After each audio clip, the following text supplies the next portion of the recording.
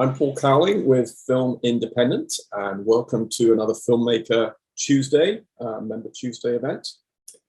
Today, it's all about applying to Film Independent's artistic development programs. And we've got a great group with us. All my colleagues are going to join us. I'll do my introductions, and then we'll get it deep into the conversation. First up, he is the Associate Director of Project Involved, Francisco Velasquez. Hey, Francisco, where are you? Turn on the camera. Here you go. He's in ancient Greece, are you?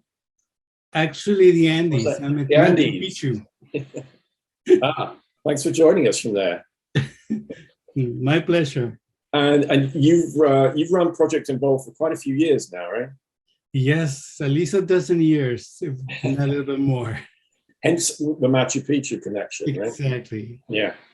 And your colleague and partner in crime, the Project Involved manager, Dia Vazquez, is here. Dia? Hi, Dia. How are you? I'm good. How are you doing, Paul? Where are you? I am in LA, sitting in my lovely apartment. So welcome. Thanks for joining us. Next up, he is the Artistic Development and Fiscal Sponsorship Coordinator, Daniel Cardones here. Hey, Daniel. Hi, everyone. Some people might recognize you from our Q&A we did a few weeks ago about fiscal sponsorship. So yeah, I thought you were going to go somewhere else there for a minute, but I'm glad you went there. So yes, we did the fiscal sponsorship talk just over a month ago, I believe. Yeah, it was awesome. Early June. Yeah. Yeah. So we'll touch on fiscal sponsorship a bit. You manage some other programs as well, so we'll get into details on that.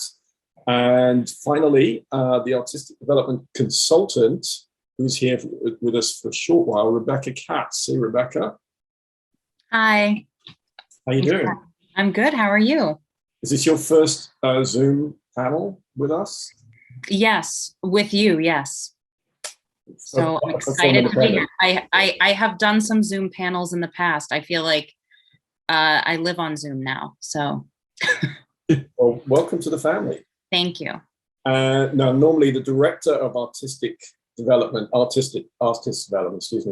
Lisa Haskell, would be moderating this event, but she is out on maternity leave. So I'm going to be handling the questions today. And then if anyone here has questions for everyone on the panel, submit them using the Q&A button at the bottom of the screen. And we'll get to them during the Q&A. We'll also try and take some questions over the microphone if anyone's bold enough to ask their questions over the microphone. So especially if you've got a follow-up question, we can do that over the mic. So yeah, look out for that. The chat is also open so that you can share each other's information. If you can drop in your email if you want. It's a great, we're trying to make this as much of a networking event as possible. It's a lot trickier, of course, virtually, but we'll do our best. So feel free to just drop your info and who you are, if you're a writer, producer, or director, and your email address in the chat. Make sure that you save that before we close for the night. But first up, the bulk of our artist development programs are the labs. I mean, we do a lot more than the labs, but let's talk about the labs first. Rebecca, do you want to talk briefly about the labs? So firstly, for people who don't know, what is a filmmaker lab? How does it work? Sure. So a filmmaker lab, of which we have many, we have an episodic writing lab, we have a screenwriting lab, a producing lab, and we have also a directing lab that we usually do, but due to COVID, we won't be having it in 2022. But typically in a lab, we have three goals that we want our fellows to accomplish. And one is to push their project forward, both creatively and strategically. The second goal is to build community. That's huge for really any lab program that you'll attend, not just networking with mentors and advisors, but really creating a community with your peers and the other fellows that are in your cohort. And then the third goal is to expand your network, and that is through pitching events that will often happen during labs. And getting creative feedback from creative advisors and mentors. And really, that's sort of the strategy side of pushing your project forward. All of the labs, most of the labs also will pair each project with a creative advisor so that you can have feedback sessions along with your peers. You'll be in your peers groups as well when they get feedback on their project. So a lot of it is getting, those notes. There's no writing really that happens during the labs. It's more of a place to really be open to kind of macro notes and also focus on how to position yourself career-wise in getting your project made. So those are, we also, we'll have different programming over the course of a lab that are generally about 2 weeks long, like case studies, special panelists coming in like screenwriters or showrunners, producers, to talk about their career trajectory, and do's and don'ts of making films or television. And yeah, I mean, I think that's pretty much a big overview of what the labs entail. And later on, we can go into more specifics. But yeah. But you said it's about 2 weeks. The lab runs for 2 weeks. Is it, you meet, so the lab participants meet every day in those 2 weeks? Right? Yes. Yeah. So it generally will run between, it's a full time right now. Our labs are virtual over Zoom, right, like this. So the hours are generally between 9 a.m. and 3 or 4 p.m. with an afternoon session and a morning session with a break in the middle. And then the weekends you have off. So it's sort of like a job, if you will, or school.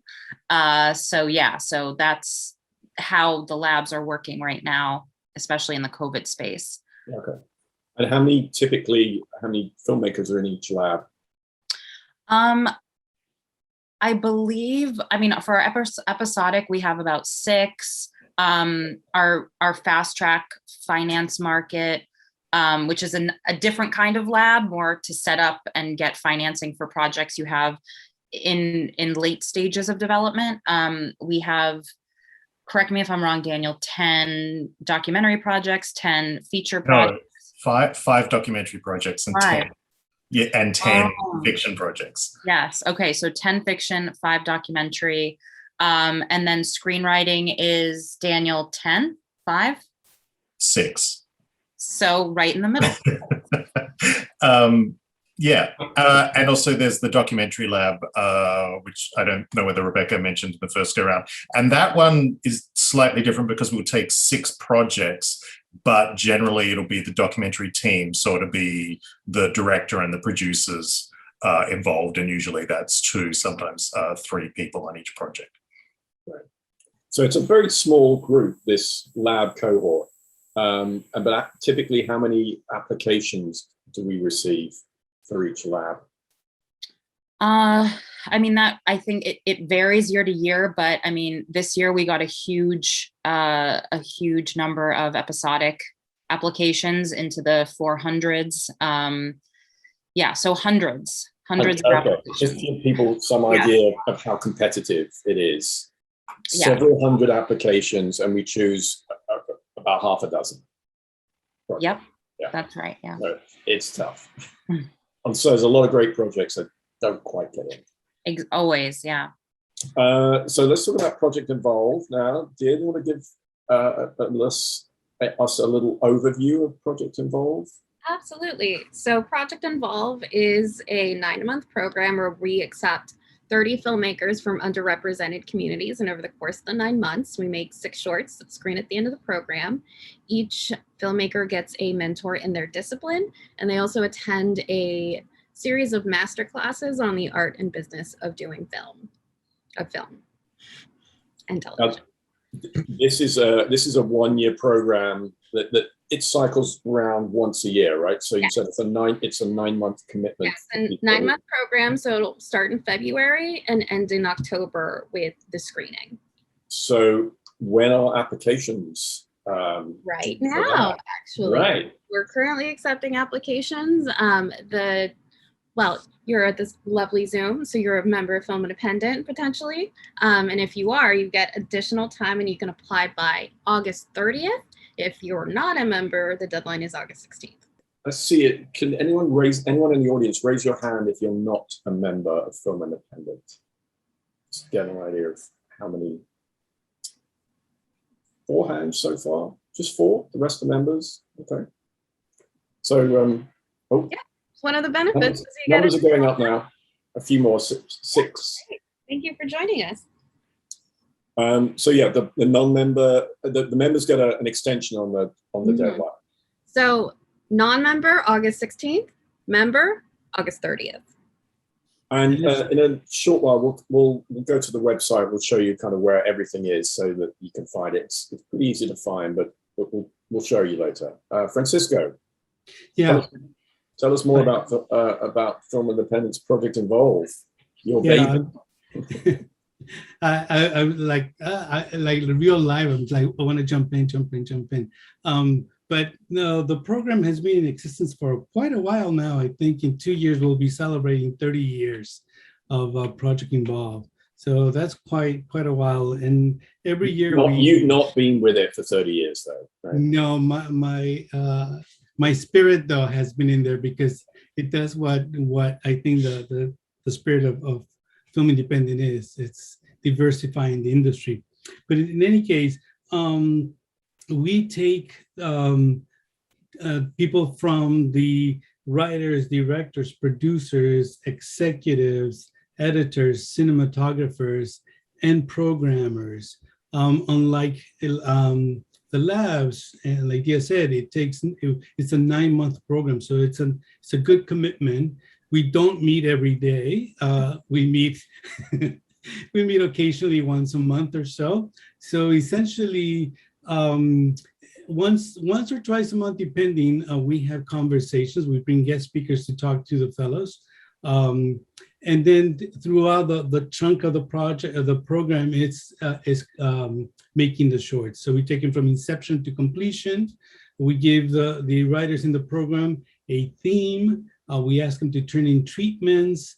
We, meaning Dia, myself, our script consultant, and the executives in the program go over the treatments and we decide which ones to move forward. So we go through a development process. We then bring in the producers attached to those projects, and then we attach we have the director's pitch, and we attach the project to the directors, and then the rest of the team get attached. So everybody starts vying in for the cinematographers and editors, and that happens right away. And then we continue development, and then we go to production, and then post-production, and all this to make some wonderful shorts. Now, the focus of the program is not the shorts. The focus of the program or the goals. It's basically the same thing that Rebecca said. Is community building and getting to know one another. Because the main goal of our program is for you to continue working with one another. So yes, we do want you to have the best shorts out there that are winning all kinds of awards, but the most important thing is that you collaborate with your cohorts, that you get to know this wonderful talent of people, the 29 other fellows and yourself in that program, that you're going to continue to work together. And things like, I give example of Dear White People, where the producer, the writer creator, Justin Simeon, Mel Jones, I forget now who else was involved in that. Those are fellows got to know each other and work together. There is also a film called Curtis, who just won the best feature at Black Star, I believe, or ABFF. I can't get those two confused. But the writer, director, the producer, and the cinematographer met back in 2014 in Project Involve. So that's the core of what we do. And it's not just that year, but then we keep bringing people together so they can get to know the whole long family of what is Project Involve and Film Independent as a whole. And a lot of these people stay within the film independent sort of family too, right? I mean, they come back and as speakers and mentors. Yeah, I mean, not to show off, but we have like people like Lulu Wang and Justin Simeon and John Chu and Latoya Morgan, and let's not forget Effie Brown, who was our big poster child for a long time. These were all in the program, right? They're not just speakers, but John Chu was in the program. They were all in the program, and they come back and do conversations. They mentor. They they become part of that whole cycle of giving back. Right. And one of the things is that it's like giving back to the program, giving back to the fellows, and because they come here with the same idea of the organization, we want to change the industry. We want to give better, or not better, I shouldn't qualify those things, but other stories, other ideas, other point of views, because we're not a single image. We all know that we never saw ourselves represented when we were growing up. So that's the whole idea. It's the world is not just what the industry has portrayed for such a long time. Nothing against that. It's just like, hey, we need to change. We need to bring those different voices and tell those beautiful stories that will touch you. So who can apply to PI? Who can apply to PI? Well, it's basically everyone that has the single voice, that has that whole idea of the idea of wanting to change the industry. That focuses on underrepresented voices, underrepresented communities. So anyone in those tracks, and you apply specifically for that track. So if you're a writer, but then later in the program you want to direct, we say, no, you came in as a writer, you write. And you can only go through Project Involve once. So really think about it when you're applying, because if you apply as a writer and you're really a director and you get in, you can't come back and apply as a director anymore. You can apply to other labs and other programs, but not to Project Involve. And last question before we move on. How many are chosen, and how many apply and how many are chosen? And we'll see how competitive this program is. Well, for the last several years, we have marked at 500 minimum that apply. So odds are better than the lotto, but there's still and we only accept 30 fellows, and by that we mean like we take only, depending every year, but we take about I would say maybe 4 to 5 writers, maybe 4 to 5 directors, 1 writer director. We take 6 cinematographers, 6 producers, so we mix it up depending on the talent and who is like, we want this person in the program. But yeah, it's a mix. Yeah, help me if I'm saying anything wrong. Let's not forget our animation track. Oh yes, thank you. So we make 5 live action films and 1 stop motion animated film. So we also accept animators. And then as far as like, what are the requirements to apply to PI? PI is not a training program, so we expect you to have some professional work under your belt. So you should have a work sample if you're a director, something you directed, et cetera, et cetera. Writers, scripts are fine. You don't need to submit a produced work sample, but you will be asked to submit a 10-page short, because you'll be writing a 10-page short. And we do ask you to submit a 10-page short and not a 15, 20, 30-page short. But people don't apply to PI with a project. They do not. No, that's not what the lab's for, right? Yeah, this is not a project-based program. We will actually be creating the shorts in the program. At the top, you'll get a theme, and the writers will start to write towards that theme. So you don't have to have a feature script or an episodic script ready to go. That's what the labs are for. After you're in PI, you go develop your feature projects at the labs. And Daniel, patiently waiting in the corner there, or at least the corner where I'm sitting. Hi. Let's talk about, firstly, fiscal sponsorship. For people who don't know what fiscal sponsorship, what is that? Well, in the simplest terms, Film Independent is a non-profit. So fiscal sponsorship is basically us extending our non-profit status to your production. So you can go out and fundraise, and anyone who donates to your production can accept that as they can write it off as a tax deduction. So it's basically creating a framework for your project to accept charitable deductions. And means the donors are not getting anything in return. They're not investing in your film, they're not getting product placement, they're just giving because they want to support your project. But then, of course, the reward for their generosity is that they get the tax deduction at the end of the year. So that's, in its simplest terms, what fiscal sponsorship is. And it's a great fundraising tool because, you know, I'm sure a lot of you had experience with crowdfunding and whatnot. You're giving someone a cup or a t-shirt or something.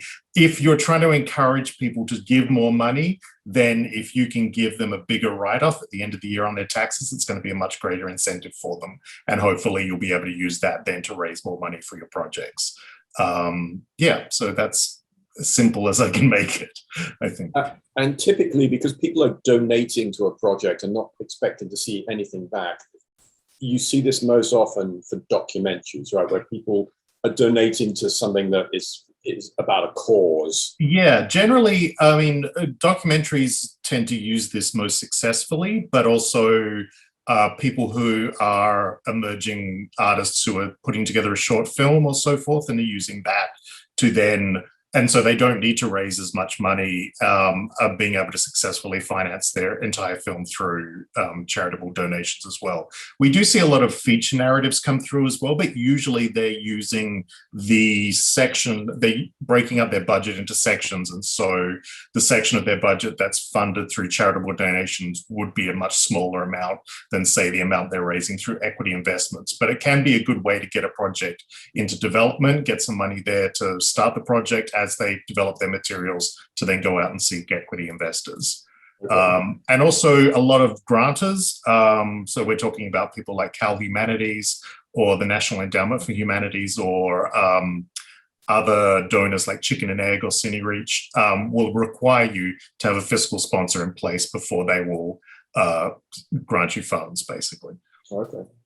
And you had a big hit earlier this year, right? One of the fiscal sponsored shorts. We did. We have an Oscar winner in our fiscal sponsorship ranks. We have If Anything Happens, I Love You, and I was just double checking that I wasn't messing up the title, was an animation about gun violence that came through our fiscal sponsorship program and then got picked up by Netflix and then eventually won an Oscar this year. So we do get a wide variety of projects through, and a lot of them hit their mark in terms of what they're, what they're trying to achieve or what their ambition is, basically. Okay. And now you also manage the documentary lab, right? Correct. So usually me and Lisa Hasko, who's not here right now, we manage the documentary lab, which occurs early in the year. Usually it's in March, but next year we're hoping to hold it a little later. Entries open in October of this year. And the documentary lab is a lab much like Rebecca described it, except as I mentioned, we take 6 projects and those projects can be comprised of team. So generally we have 12, maybe up to 15 people taking part of the lab. And again, we workshop the projects, we set people up with creative advisors. We have a lot of guest sessions, particularly focusing on documentary law. We do an intensive focusing on that kind of area, which is very helpful for documentary filmmakers who may be, obviously they're telling true life stories, but there may be certain legal issues related to that. The key difference with the documentary lab is that you must already have shot at least 80% of your project and have a rough cut. So I don't think any of the other labs require that. So we need to be able to see something that's assembled to resemble a story. And that way we have a lot more to work with in terms of the way the story is going to develop, because documentary tends to be very post-production intensive. And so that's why we ask for those projects in that kind of form. And typically documentary filmmakers are used to going out and shooting without any money and just cutting something together before funds start coming in. Yeah, it's a very poverty-stricken area, I must say. But also documentary filmmakers are incredibly resourceful and incredibly giving, and it's a really strong community. So I find that that lab is great in terms of the way people make connections and the way people help each other out with resources.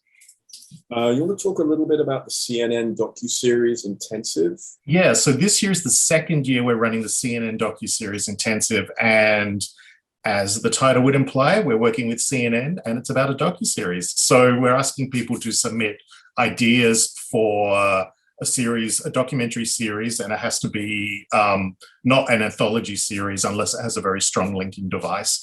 And this one's a bit different because we don't require people to have shot anything. I mean, if you've got a teaser or a sizzle reel or you've already shot an episode, that's fine. But also just if you have a really strong idea and you want to develop that, you're also welcome to apply.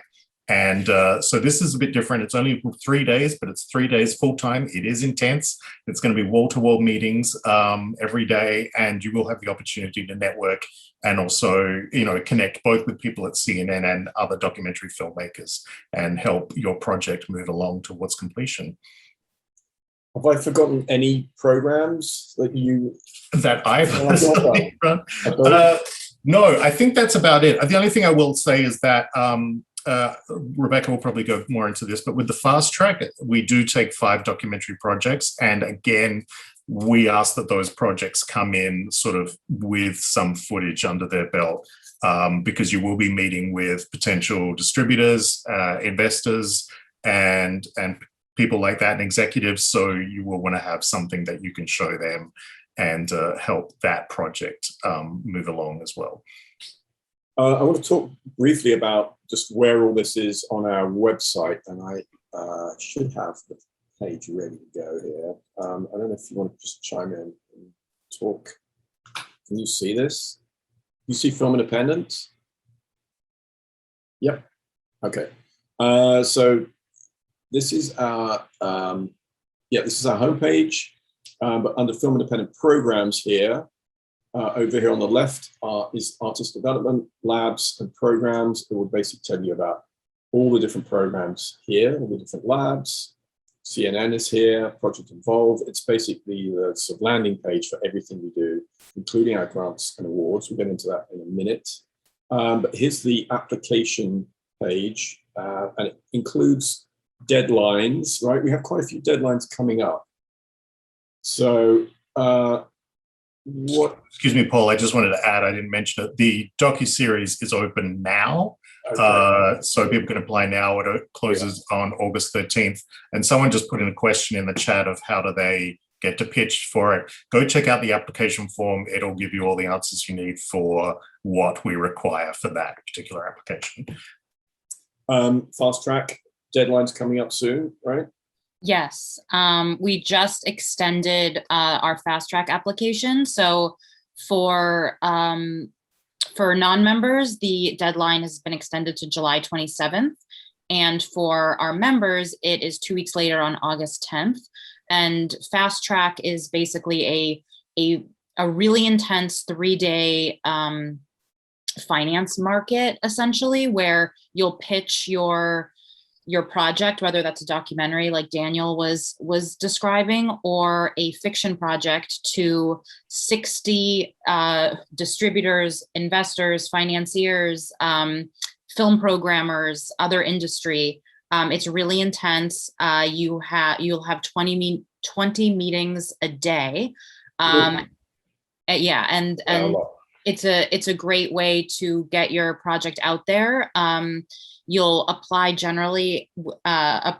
Generally, producers are the ones, and writer directors come together to pitch their project. And yeah, it's a great way to meet other filmmakers and meet industry who have an appetite for hopefully your project. So yeah, so that application is open. We're really excited about that. And then our screenwriting lab will also open, I believe, on Monday. So look out for that. It's closed right now, but it will open on July 19th, I believe. And then our deadline will be in September. And then Project Involve, we talked about earlier about the deadlines about a month away. Yeah, so you've got some time to put your application together. So let's talk about what you're actually looking for, like in the labs. What projects does Film Independent want to support? I think we all can guess that it's not big, multi-million-dollar blockbuster type stuff. We want to support interesting stories, right? And voices that may have not been heard before on the screen. I don't want to put words in your mouth, but Sure. Sure. Yeah, I mean, I think, we're looking for applicants who, first of all, have a unique voice and story, but also that are connected to the material that they're telling. I think what makes something really exciting for us is to find an applicant who is uniquely qualified to tell the story that they are telling in their project. That always is something that I look for when reading applications. And then on a very macro or maybe micro level, we're looking for professional, people who are submitting professional materials, proofreading, making sure that you have your bio correct, that there aren't typos. We really, we spend a lot of time and care and thought putting together the labs and to make sure that the cohort sort of makes sense. But we want people who are really open to learning, are generous in spirit when they come to the lab. So they're, really wanting to help their peers as well in whatever resources they have access to or experiences they have that their peers might not have had. Applications, I think we want to get to know you. We want to know what makes you unique, what makes your story unique, but also why you are the one to tell the story that you're telling, and why is it important to tell it now? Right. And what about Project Involve? What kind of cohort are you trying to put together every year for the program? I would start by saying nice people. Right. Yeah, but I want to get into this stuff in a minute, but no, but just like Rebecca said, basically, ditto by Rebecca. But on top of that, I think it's also, people who want to give and also take. It's a give and take situation, and the more you give, the more you take. Again, the idea of building a community, of building a group of people that are on the same wavelength, that they want to transcend and say and have their stories be told and affect an audience and change the way an audience sees the diverse community that we have. That's the whole idea. And so please feel free to jump in whenever. But basically, professionalism, it's what we're looking for. Like Tia said earlier, we're not a training program. This is not for people who are just beginning in their careers. This is for people who have already know what they're doing. It's an opportunity to meet like-minded filmmakers, people who are going to move forward, who are serious about their craft. And I like to say this all the time. I once heard Guillermo del Toro, actually in one of the forums, Paul, when he said, if you give up tomorrow, it's too soon. If you give up, 10 years from now, it's too soon. If you give up before you take your last breath air, it's too soon. So you really have to be committed in this adventure that you've chosen to take and move forward. And we're there to get to know you, to help you, to help you connect, to help you bond, because this industry is not about just you. It's about working with others. Collaboration is important. Yeah, and we're definitely looking for filmmakers that are looking to collaborate with other filmmakers. This is not, PI does not buy into auteur theory. We're coming together and making art together. It's a collaboration. All the team members are equally important. And so we definitely are looking for people that are coming in with as Becca said, a generous spirit, because this is a tough industry, and one of the things that we know we can give you in these programs is a cohort of filmmakers that can become your friends, your sounding boards, people that you're gonna like rise up in the industry with. So we want to make sure that the people that we're putting in that cohort are there essentially for the right reasons and are going to be there for each other and willing to lift each other up. So as a question for all of you, actually, so are you really thinking about the personalities in the room as you're putting together the groups, especially for the labs? It's a much smaller group of 6 filmmakers generally, or 6 or so. How important is it that the personalities click? Yeah, I mean, I think that's extremely important. Of course, it's hard to really know until everyone's in the room together or in the virtual room together. But I think, you know, we really try to get a sense of people's personalities, people's experiences. I think it's important to have a mix of experiences. You know, sometimes we have people that have, you know, worked as producers who are now writers, or people who have you know, never worked, who've worked only in features, now want to work in television, and having sort of a mix of experiences so that fellows can help each other out, like Dia was saying, making sure everyone is collaborating, and can potentially work together in the future on different projects, because all the labs are project-based. It's cool to see what everyone can bring into the lab in addition to what they can get out of it.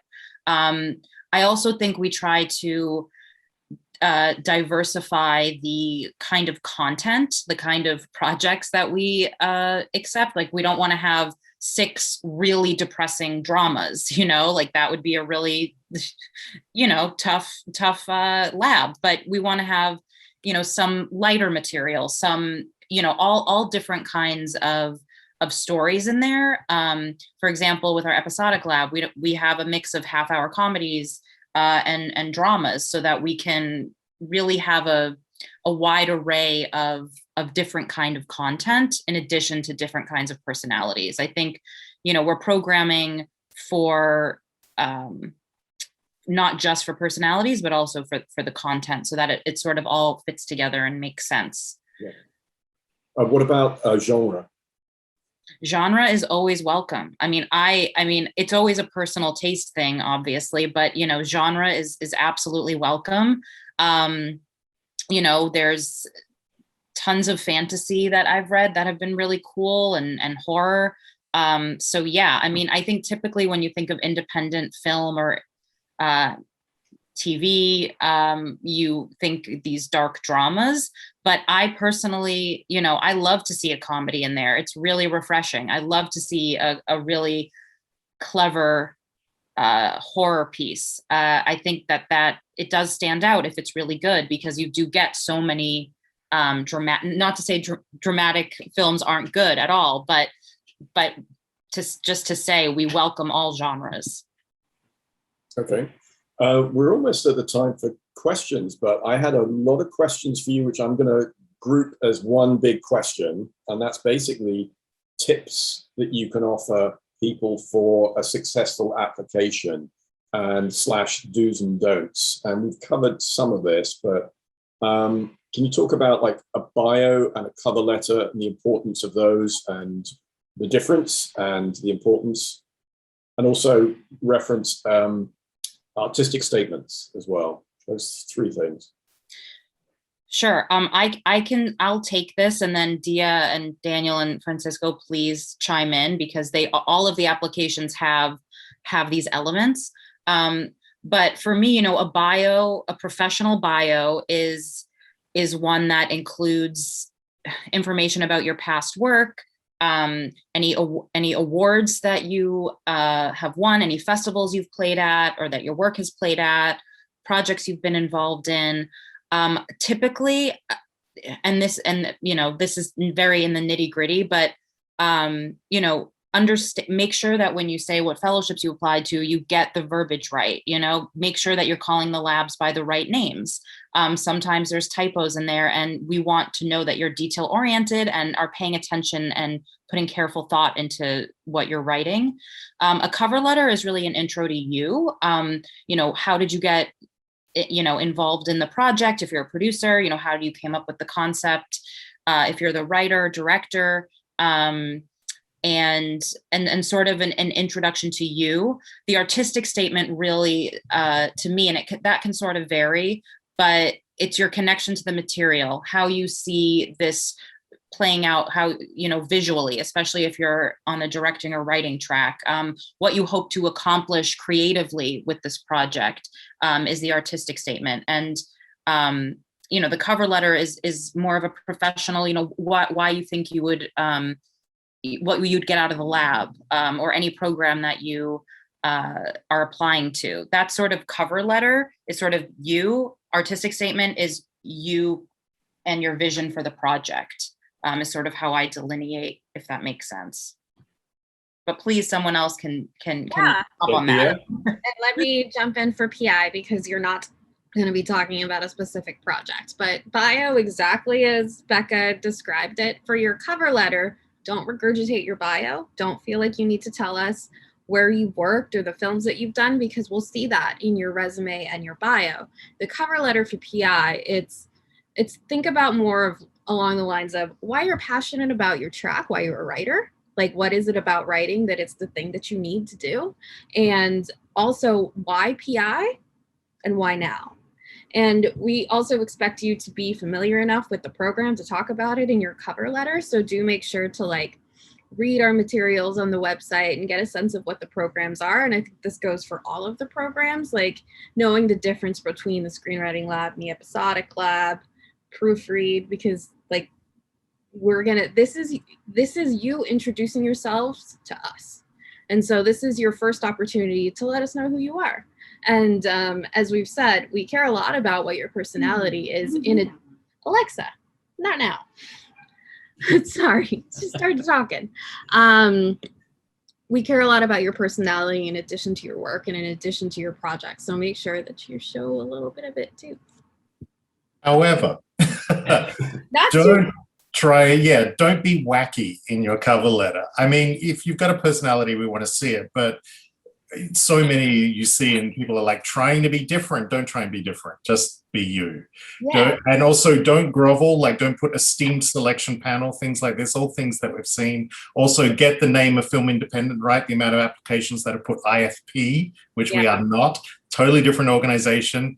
It might seem like a small thing, but these things just mean that you've either sent the same letter off to dozens of people or you're not paying attention.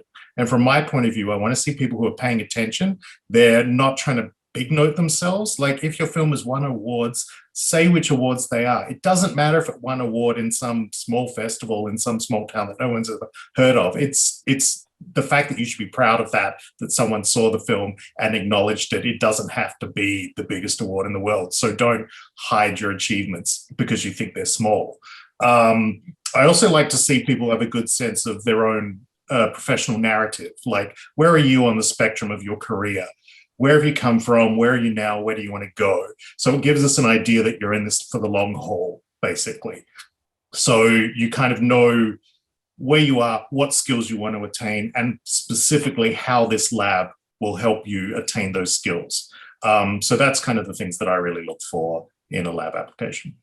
And just to dovetail on that, I think it's details. The details are all what is the saying is, it's all in the details. And when we read it, at least for me, an application, and I see that it was a finalist at some application or something, and I know for sure for a fact that that organization does not have finalists. It's why put that in there? It only tells me either you are trying to say you are a big person or that you just applied to that program. So be really mindful of how we're going to perceive you from what you put in there. Again, I'm a huge, and people know this, fellows know this, I'm a bad speller. However, you shouldn't be.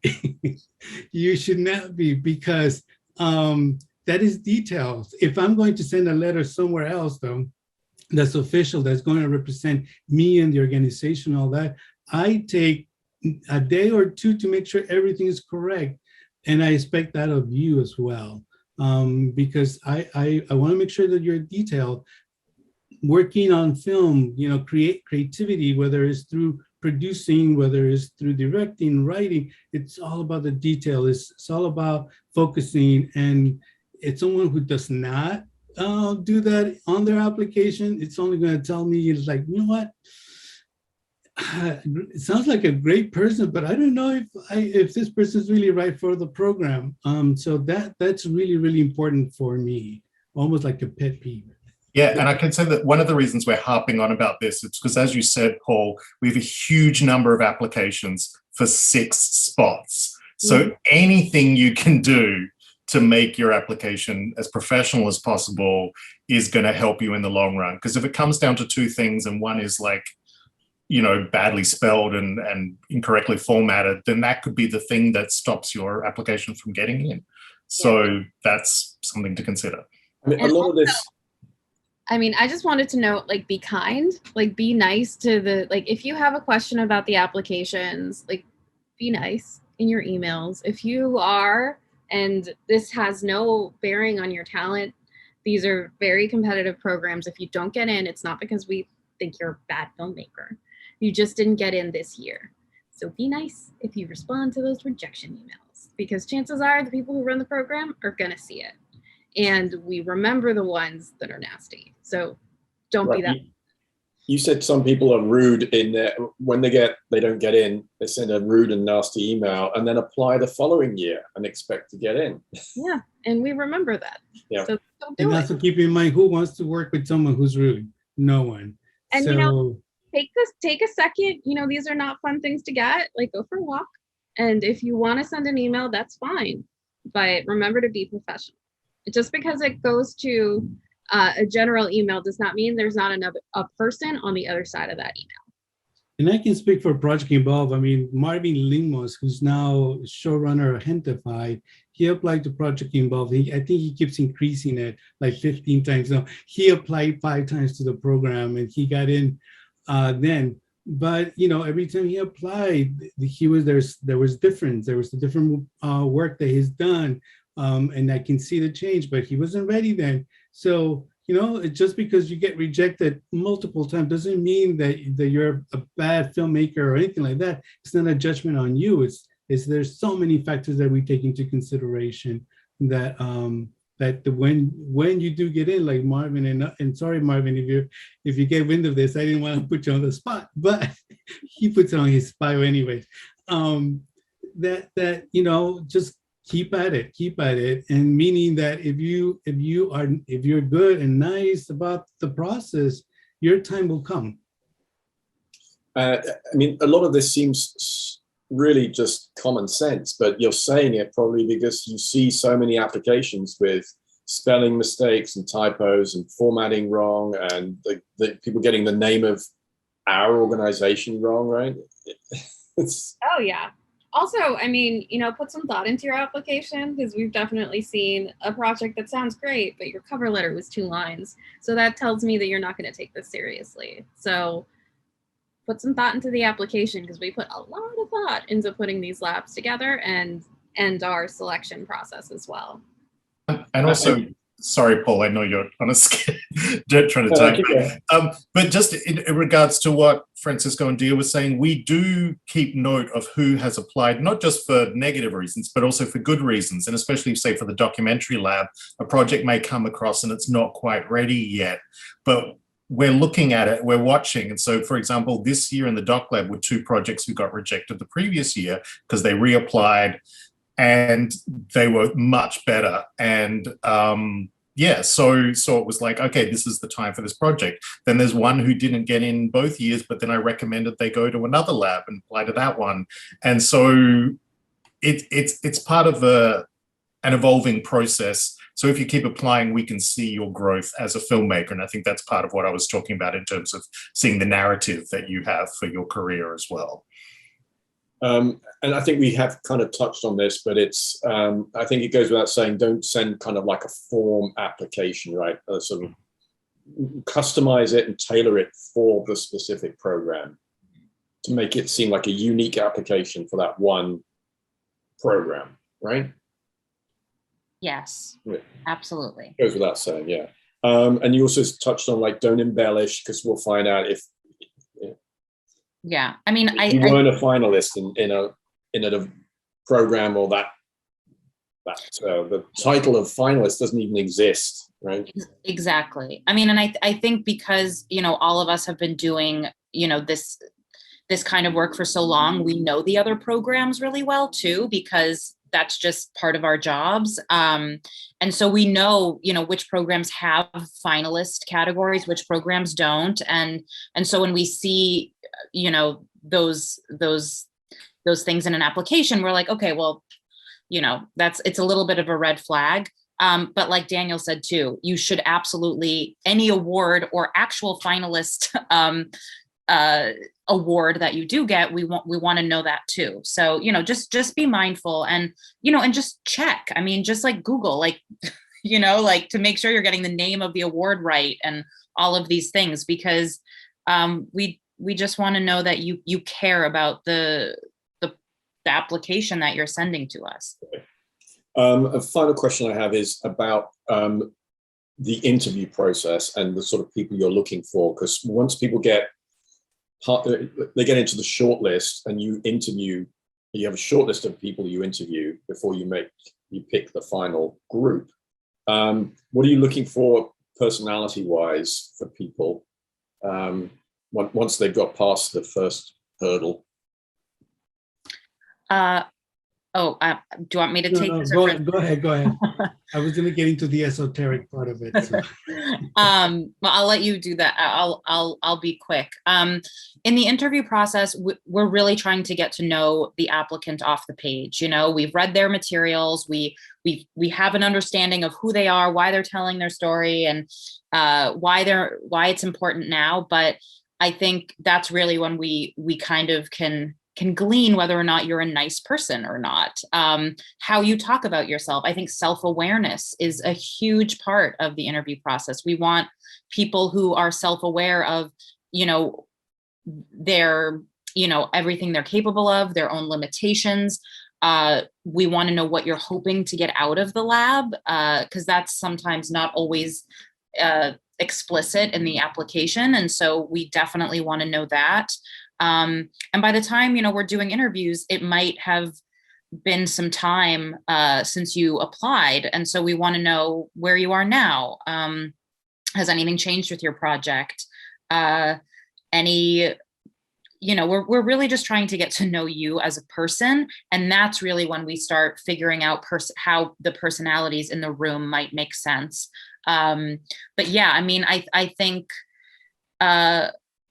just what we said at the beginning, being generous, having an openness, being open to feedback, open to not just networking with the mentors and the advisors, but really investing in your peers as well. That's a huge, you know, if we don't get a sense that someone is really interested in doing that, that's also sort of a red flag for us. So yeah, we really want to get to know the person and sort of how they operate in an interview.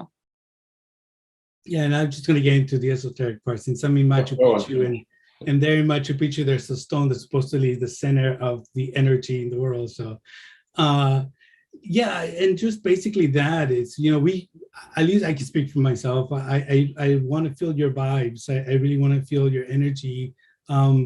I am big into ego. So if your ego is too big, that's a big red flag. I mean, we all have egos and we all fight the ego. I don't say like, you know, but it, you know, keep that in check when you come into the interview, because that's I mean, Rebecca said it all. I mean, I'm not going to say it all over again, but it is that it's about person who want to give, you know, who want to learn. and that want to work with the rest of the fellows, is that you're a giver and not a taker, like somebody else says. We want to take givers and not takers, or only takers. We have a lot of questions. If you want to post your questions in the Q&A, you can do that, or raise your hand and we'll take your question over the microphone, and I'll try and take a mix of questions over microphone and from the Q&A. There's a question here from Stephanie asking, can writers also double as directors if they're selected? So like writer-directors for PI, or do you have to pick one track if they consider themselves like? So we have a writer-director track, and you would apply to that specific track. Okay. Oh, yes. Mindy asks, any chance you could consider older writers / filmmakers as marginalized populations? Yes, absolutely. That's a real core of our work, is finding storytellers and artists who aren't necessarily represented in the way that they should be in our industry. So yes, yes, please apply. It's never too late. Never too late. Never, just like Guillermo del Toro said, not before you take your last breath. He said a lot of other great things too, but I can't repeat them here. So. But that just stuck with me. Where is this? There was a question that's from Matthias. Matthias says, is project involved just for short films? Do you have to apply with a short film script, or can you apply with a feature script? He may have been late to the conversation. Yeah, of course. So you will be making a short in Project Involve, and you would be applying, if you're applying as a writer-director, we ask for 2 writing samples. One will be your short script sample, and the other will be your longer sample, which can be an episodic script or a feature script. These are merely samples. You will not be making that short in the program. You will write an entirely new one. And I also saw someone in the chat say, meaning writer-producer. So no, you cannot do that in PI. You're a writer or you're a producer. You can help out on the production, of course, but we would ask you to dedicate to writing or dedicate to producing. Yeah, I think that comment was corrected later to writer-director. So, Robert asks, can you give some examples of success stories of projects that participated in artist development programs? Ones, right? Yes, but no. I can say, I'm not allowed to talk about them publicly, but I can say that I can't give details, but of the last directing lab that we did back in 2020, 4 of the 6 projects are either in production or will be going into production before the end of the year. So that's good. And that's probably better than average kind of, rating for that. Off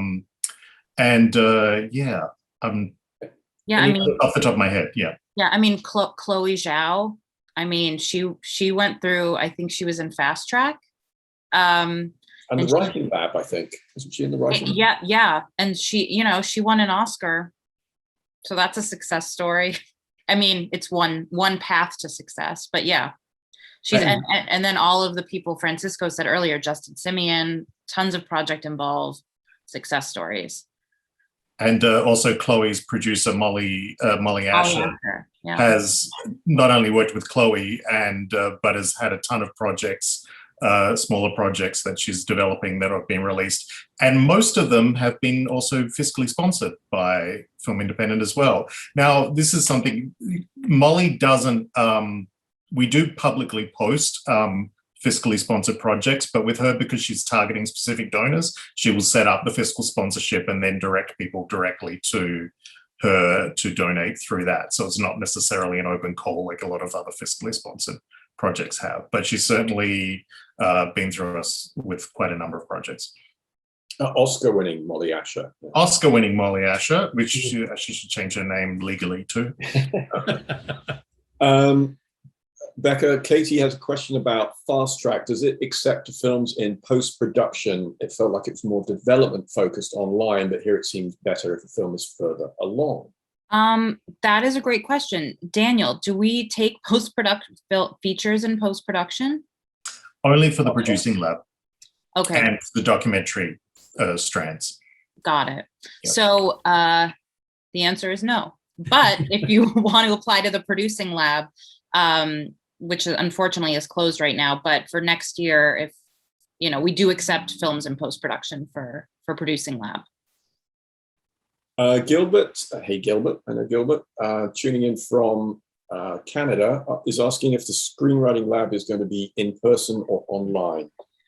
As of now, it will be virtual, but we're sort of trying to figure out what labs in the future in 2022 will start to be in person again, but as of now, virtual. Katie also asks, Daniel, do you accept hybrid or non-traditional documentaries, or do you tend to favor more traditional formats for the lab? Definitely do not favor traditional formats. We'll try and, much like with the narrative or fiction labs, we'll try and have a blend of things. So documentaries, some might be sort of a bit more naturalistic in style, some might be very much sort of the historical type that uses a lot of footage that's previously been shot. And then we also do try and put things in there that are non-traditional. We've seen, I'm trying to think of a recent example. There are some that come very, very close, but haven't quite gotten in the 2 years that I've been doing the documentary lab. But yeah, no, we'll look at everything, and the more boundaries it pushes, the better, as far as I'm concerned. I mean, like, for example, Ascension, sorry, this is a success story. Ascension was a documentary that just won Best Documentary. It might have been a title with a bit more finesse than that. Anyway, he won 2 awards at the recent Tribeca Film Festival. So that was a documentary. It came through our lab last year under the title Untitled PRC Project. And that is, I guess, a non-traditional documentary. It has no narration. It has no recurring characters. It's basically an observational documentary of China, contemporary China, and the emerging middle class in China. And it's fantastic.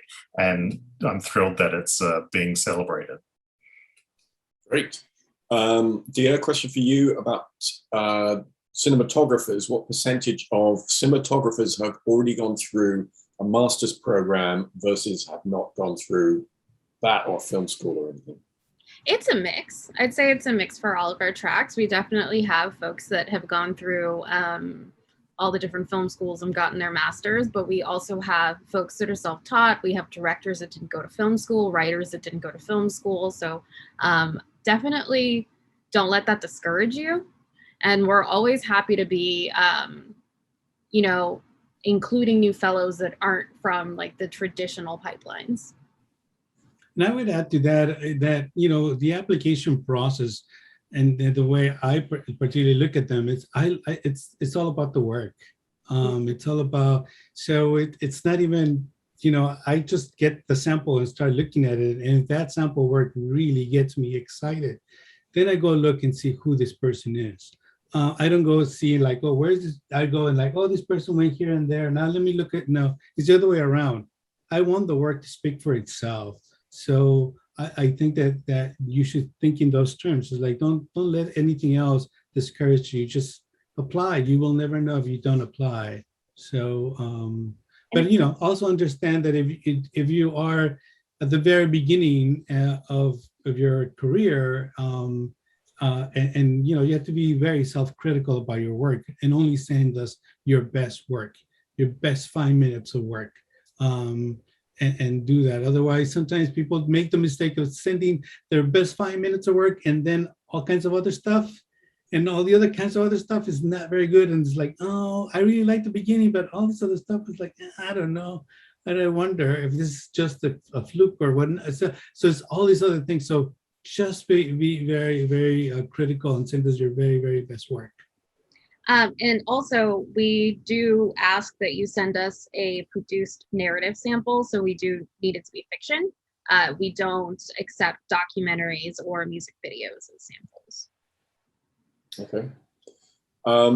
Annie asks, she wants to know more about the Fiscal sponsorship program. We don't want to go too much into detail on that because we did a whole event on this with Daniel and Lisa Haskell. So I'm going to post the link to that in the chat. It's currently up on our YouTube channel, but it's an hour and a half just devoted to Fiscal sponsorship. There's one thing we haven't talked about, and this is, Becca, I know you said this yesterday in our prep call, was like buried amongst all, not buried, but like in there amongst the list of all the programs is one with the biggest grants that we give out. And it is the Sloan Distribution Grant, right? Yes, yes. Given by the Alfred P. Sloan Foundation. You want to talk a little bit about that? I would love to. So we have a partnership with the Alfred P. Sloan Foundation to award 4 different grants across different programs, different lab programs. The Sloan Foundation's mission is to help produce stories that are grounded in real science and technology. So examples are Hidden Figures, A Beautiful Mind, what else?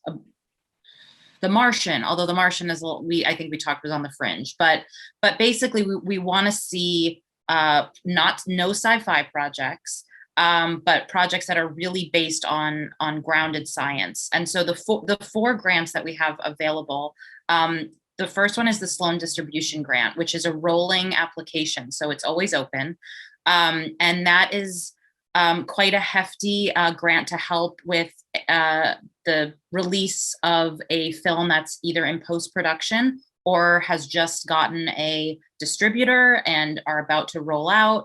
And so that is the Sloan Distribution Grant. We also have a Sloan Episodic Grant that is awarded to one of the fellows who attends the Episodic Lab. And you can opt in all these applications. You can opt in to apply for Sloan and then you have to explain sort of the elements of your project that are related to science or technology. We have a producing grant for Sloan, and we have a fast track grant for Sloan as well. And these are all incredible, financial grants that are given to applicants or fellows rather that go through those programs.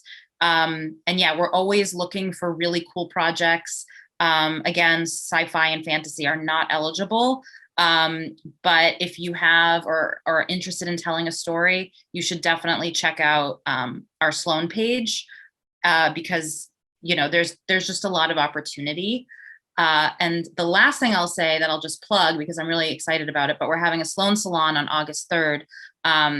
And 2 of our Sloan grant supported projects are going to be talking with some engineers from NASA about women in space. And so there's some really cool intersections of science and technology and storytelling that are just really awesome. So yes, check out Sloan. We're always looking for cool contemporary projects.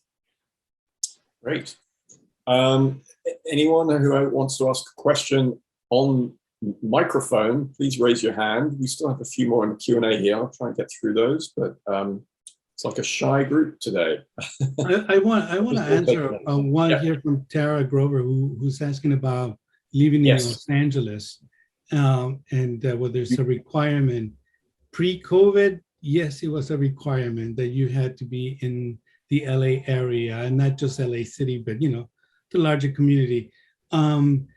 Right now, we're thinking this whole year 21 was all by a Zoom, with virtual. So you could participate, from wherever, although we did require that the production, the 3-4 day production, you be in Los Angeles. And that's pretty much what we're going to be doing next year. So it's going to be a hybrid situation. We still, COVID is still kind of playing with us, toying with our minds. And so right now we're still thinking that we will be mostly virtual with, we hope not, but but definitely you would have to be here in LA for the production part of it, and that would be approximately this time around, like June, July, be able to be in Los Angeles to be in production. Okay. Claire asks, what's the status of the 2021 Episodic Lab? Have you selected finalists yet? We are still deep in the selection process. So yeah, if I assume that you applied, if you answered that question, or you asked that question rather. But yeah, we're still very much in the selection process, going through applications, trying to put together, you know, a list that makes sense. And yeah, but we should be hopefully finalizing in the next few weeks. Okay. Gisela, I hope I'm pronouncing that right, asks this question I should have asked earlier, actually. Typically, how many applicants make it to the interview process? I mean, I think it really varies. Yeah, I mean, I want to, I always like to try to talk to 10 to 15 people, Okay. but it really varies. I mean, sometimes there's way more, sometimes, I mean, it depends also on the number of applications total that we get. So, yeah, but generally I would say 10 to 15 people we want to talk to, but that's not a hard and fast rule. Do you normally find your 6 people from that 10 to 15, or like if you don't find them, would you then reach out to more applicants and bring them in for interview? We generally find them within the 10 to 15. Yeah. So that's the very strong shortlist. Yeah, I mean, because, you know, interviewing is such a lengthy process, and, you know, we really do, you know, to spend at least, you know, 30 to 45, sometimes even an hour talking to people, you know, that's like 20 hours of interviews. So there's only, you know, we can't unfortunately interview more than that time-wise, but we're very discerning about who we bring in for interviews. And so, yeah. And I would say that, yeah, for a project involved, since we are looking for 30 fellows in diverse tracks, pretty much I'd say between 60 to 80, give or take, some years less, some years even more. But we, I think, have it down to an art where we can, I think, probably no more than 80. Like Rebecca says, it's interviewing. It takes a toll, and it takes time, and so therefore we really narrow it down to the people that we would want to have, even if not interviewed, that these people, by just reading their application, seeing their work sample, that they would be good in our program. And then it just comes out to the interview and until they're selecting. And that is the hardest part, I must say, after interviewing, selecting the people, because you want to have everyone you interview in the program, and you only have, you know, room for 5 cinematographers, room for like 3 execs. And it's like, who do we take? Oh my God. And then Dia and I have to do arm wrestle out for who do we let in? No, but seriously, it's tough. It's not easy. It's not like, we don't make those decisions lightly. And then Daniel, we didn't really talk about this, but the fiscal sponsorship program, you don't accept everyone that applies, right? There's still like a grading process and screening, and yeah, I mean, we as well. Yeah, we don't do interviews, but we do have each application is assessed. And, you know, so in the first instance, we want to see that it's an idea that fits in with sort of the values of Film Independent.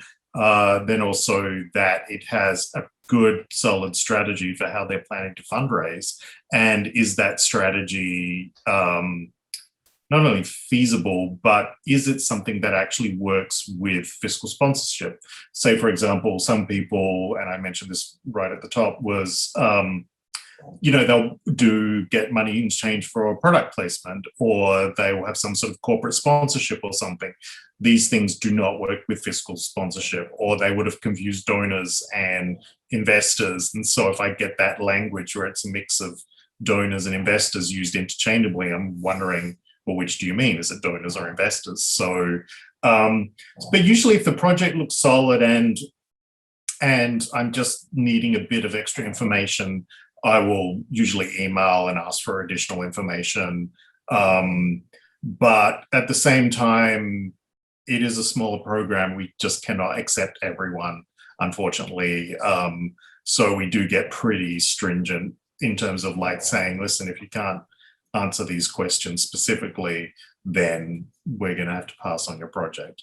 But on the whole, it tends to be a little bit more a discussion as opposed to some of the other labs where it's where I can talk people through the process a bit more and get more information out of them, and say if there's areas they don't know, we can talk about those areas. And so an application can evolve from something that seems like a pass into being accepted into the program.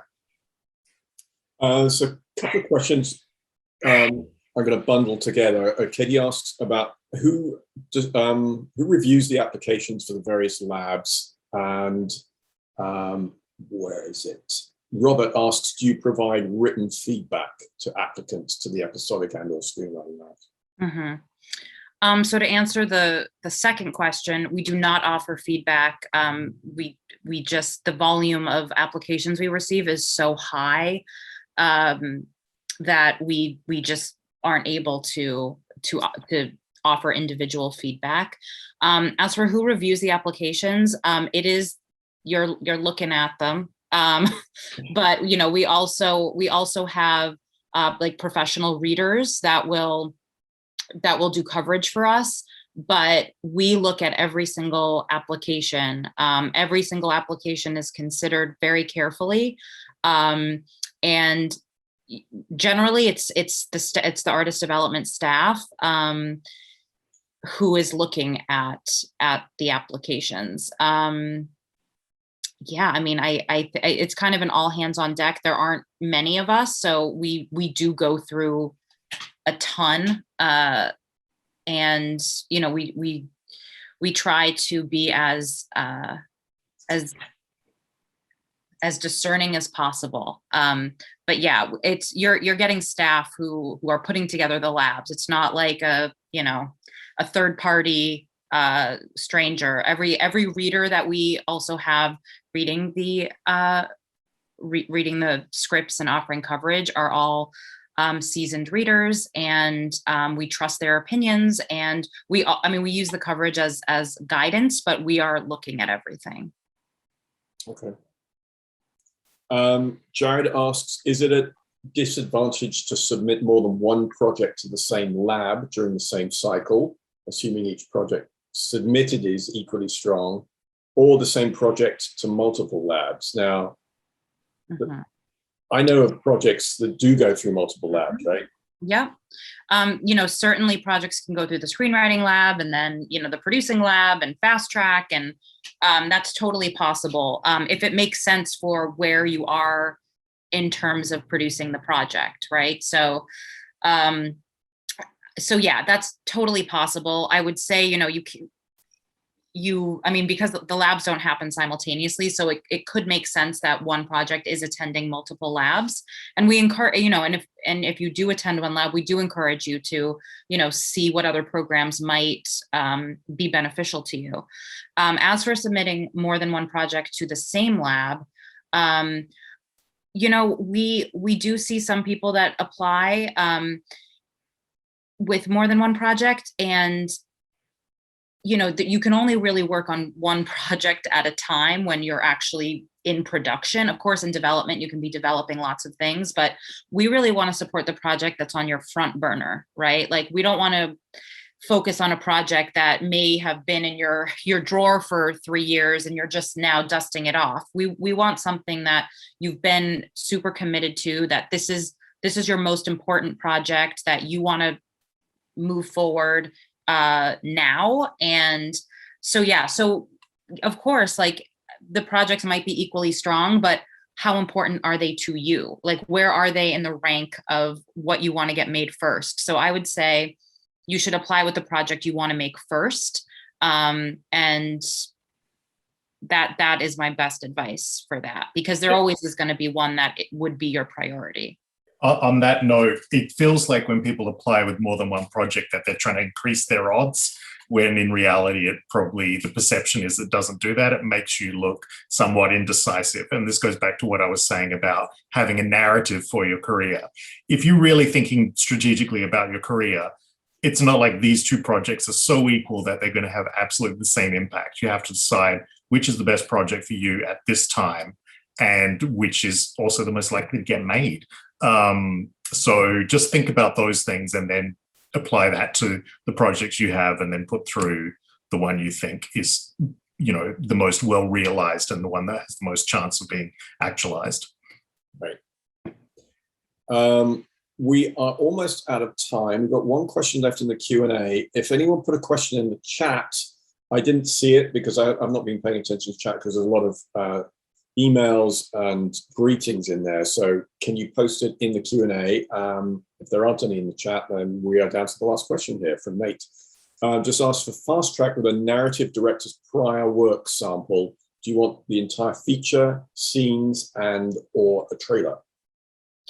I mean, if you have an entire feature, we'd love to see a full work, certainly. If all you have are, a reel or a trailer or, a proof of concept, that's fine too. But it really is the best. We want to see a full piece of work if you have it. If you don't, that doesn't also hurt your chances. But we do want to see a full work if it's available. Okay. I think we are pretty much out of time. Any final thoughts from all of you? Final words of advice?